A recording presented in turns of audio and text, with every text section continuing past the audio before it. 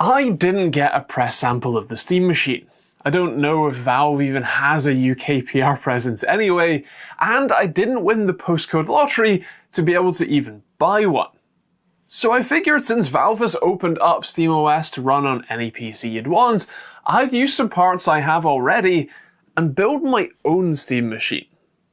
Now I'm sure that Steam Machine fans will be quick to point out a couple of things. Namely that my PC won't be as small, quiet, or efficient, and they'd be absolutely spot on. But as with all PC gaming, everything is a trade-off. Valve opted to sacrifice performance for size and efficiency, whereas I've opted to take up slightly more space and power in order to have a better overall experience. Oh, and let's also address the elephant in the room, price. As I have it built here, with 32GB of DDR5 and a 2TB SSD, you'd be looking at £1,500 out of pocket. That's £350 more than the 2TB Steam machine, although we'll come back to why that price difference might not be so big a deal. Also for context, this build would have set you back more like £1,200 a year ago before the RAM apocalypse. Ouch. Let's get to building this thing and I'll talk you through the parts as we go. First, you'll want to get the CPU in the motherboard. That would be a Ryzen 7600X, because I had it already, and an ASRock B650i Lightning that I bought for £150. To install the CPU, just unhook the arm, lift the retention bracket, gently place the CPU in, aligning the gold triangle with the marking on the socket, and then put the retention plate back down and hook the arm back in. This will pop the cover off. Next, RAM. That is 32GB of HyperX DDR5 5600, and that just pushes into the two slots, making sure it's fully seated on both sides.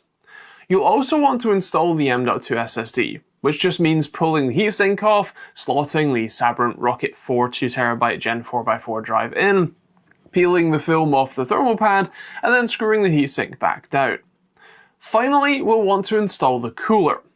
I went with a Noctua L9A AM5, although I'm already itching to upgrade that, which needs the stock brackets removing, thermal paste applying to the CPU, then screw the cooler through the bolt holes in the backplates? It's a pretty weird design.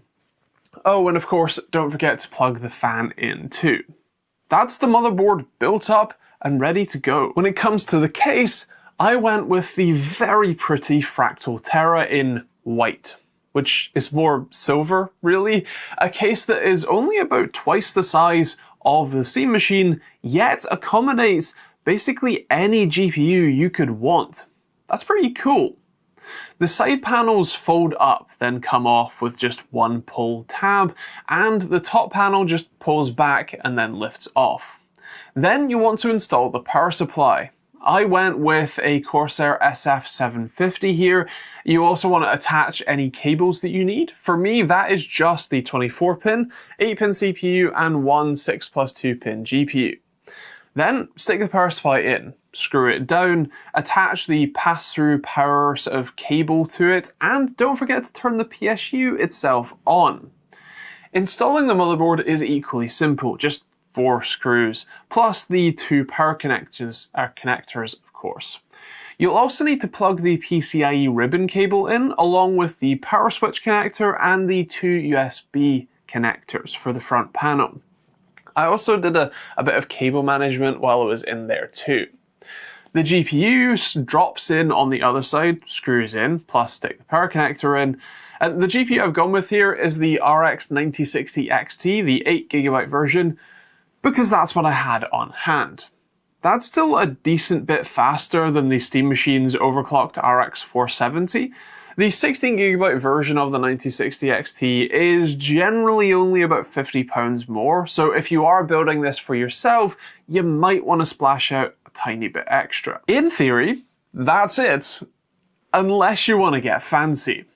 The L9A in particular actually has its like an optional ducting kit. It's only like a tenner, the NAFD1, but I have a 3D printer and a problem.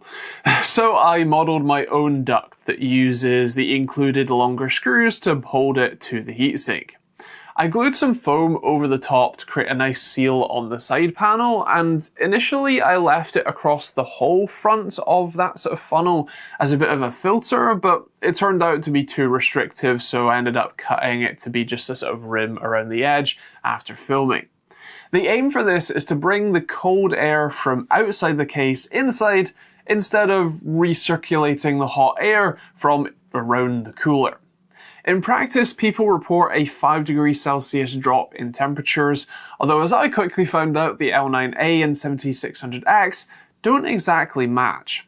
The L9A does list the 7600 as a compatible chip, but with that drawing up to 142 watts, while the L9A is only rated for 95 watts, it isn't a match made in heaven. I'm somewhat interested in trying out a different, larger, low-profile cooler at some point soon. Anyway, that is the system built. Now to get SteamOS installed. It just so happens that installing SteamOS is super simple. Once you write the image to a USB stick with a tool like Rufus or Balena Etcher, you boot from it and it starts up as a basic live USB. You double click the install for SteamOS icon, click through a couple of setup things and leave it for like 10 minutes, and that's it. Sign in with Steam and you're done. The usage experience on SteamOS is kind of interesting. Everything works, Wi-Fi, sound, USB, the works, but there are definitely some quirks. Ironically, the first game that I tried, Portal 2, is actually the worst. It picks the keyboard as the first input device, and the reorder controllers feature straight up doesn't work here. Some say you have to time it right for that option to work, but there are some other issues. The whole system freezes whenever it's loading, so it takes like 5 minutes to load into the game. Ironically, every other game I've tried, which is mostly co-op games with my wife, has been pretty flawless.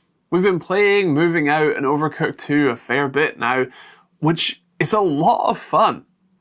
These feel like the perfect games for this sort of TV experience, and the fact that it runs flawlessly at 4K 60 makes it even better.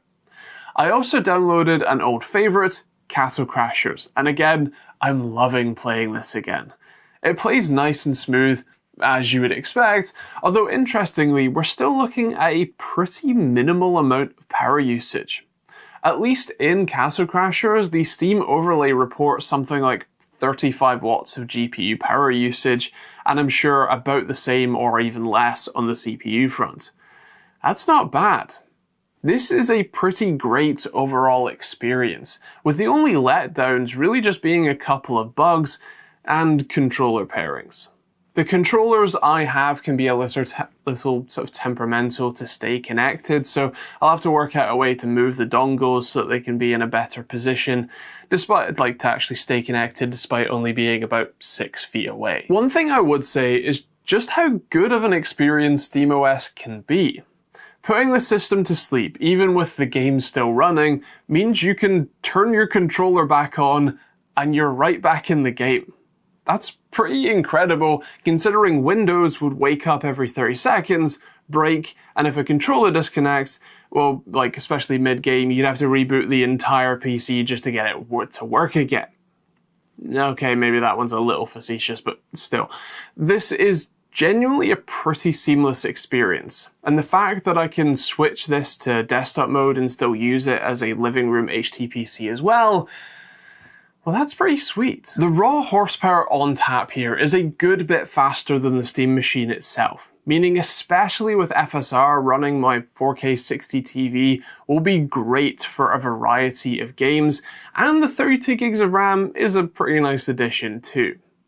For the time being, I might have to underclock the CPU so that it doesn't hit 90 plus degrees Celsius every time I download a game, but it's genuinely pretty quiet while gaming, and while I'm sure the power consumption is between 30 and 100% higher than the Steam machine, I'm also not that bothered. The price difference is also fairly minimal considering you get a much better GPU, a better CPU, double the RAM, and still a 2TB SSD. You absolutely could save money and get a cheaper case too. The Fractal Terra, while beautiful and super easy to build in fact possibly the easiest mini ITX case I've ever built in, is hella expensive. It's nearly £200. There are plenty of cheaper options if beauty and style aren't as big a concern for you. Then there's the obvious upgradability nodes. This system can fit basically any GPU you'd like. I can upgrade the CPU or just replace the whole board. This machine is wholly and entirely mine to tweak, change, upgrade as much as I like. That's pretty cool. In short, I think the Steam machine is awesome, and for those of you who got one, I'm sure you're gonna love it. For me, well, I'm actually pretty happy with my build here. Giving most of the plug-and-play console experience you'd get, but at least to me anyway, like half the price of a Steam machine, that's not bad. If you're interested in the parts that I've used, I'll leave some links in the description for you, and I would love to hear what you're doing about living room gaming in the comments down below. Especially now SteamOS is available to everyone and for any system you want. Are you interested? Are you sticking with Windows or something like CachyOS instead? Let me know in the comments down below. Of course, if you want to see more videos like this one, you can hit the subscribe button, check out plenty of other videos in the end cards, and if you want to be able to test your own hardware like keyboards, mice, and monitors, I make my very own hardware, the open source response time and latency testing tools, available at osrtt.com, linked in the description below. Otherwise, thank you very much for watching, hope you enjoyed it, see you on the next video.